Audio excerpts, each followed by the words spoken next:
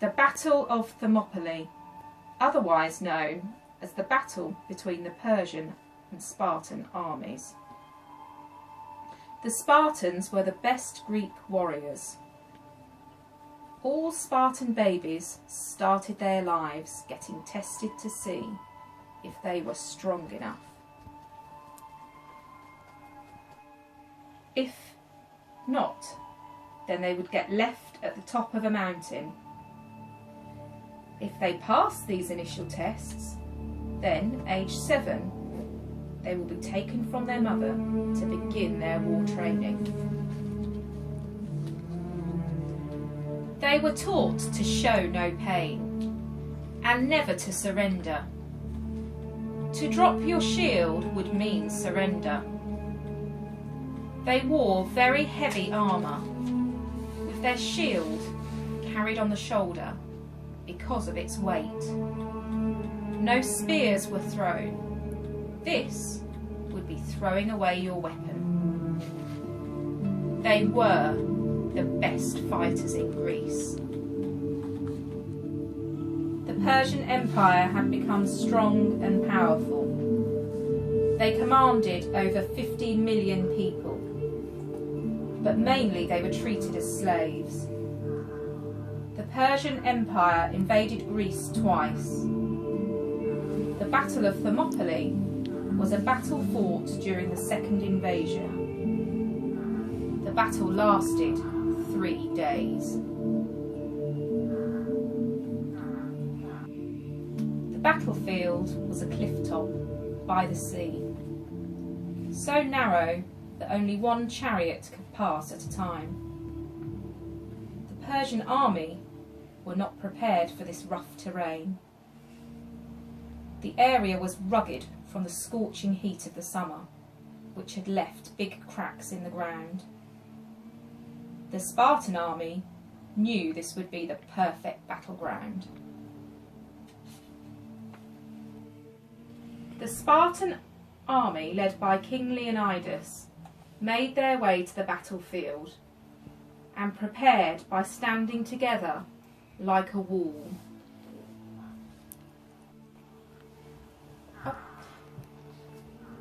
Xerxes, the Persian king, ordered 5,000 archers to send a barrage of arrows. However, this had little impact. Mostly the arrows were deflected by the Spartans' bronze armour.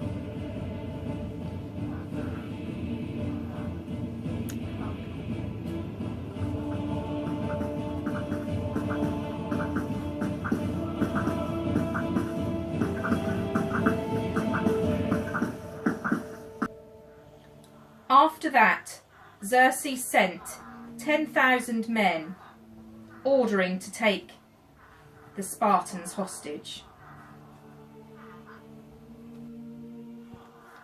The Spartans stood shoulder to shoulder, their shields overlapping, and rose forward, launching themselves at the men. The Persian army were falling to the waves below. To see so many killed captured the attention of Xerxes, who rose from his seat to watch. The weaker shields and swords of the Persians were no competition. Xerxes sent 10,000 more men, known as Immortals, his elite force. The Spartans used a tactic to pretend defeat and then turn and kill. At the end of the day, only 2 Spartans had lost their lives.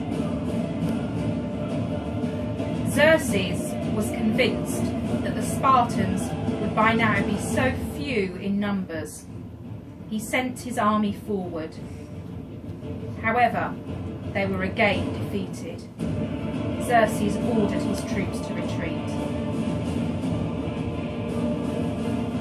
The Persian king was bothered about what his next move could be when he was approached by a Trachinian named Ephialtes, who explained to him that there was a second path.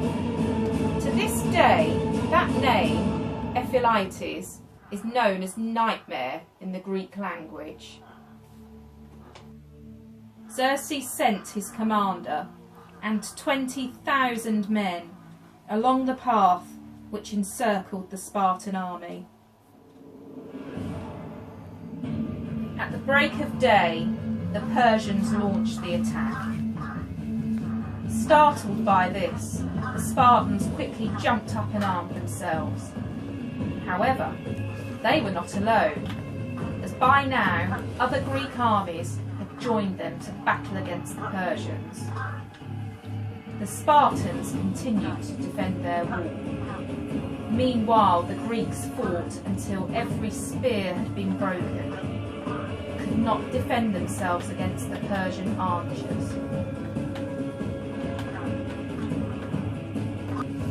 Leonidas was slain by 2 archers.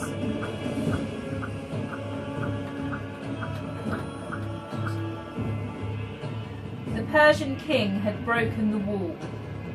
However, thanks to the bravery of Leonidas and his men, many Greek soldiers had been saved.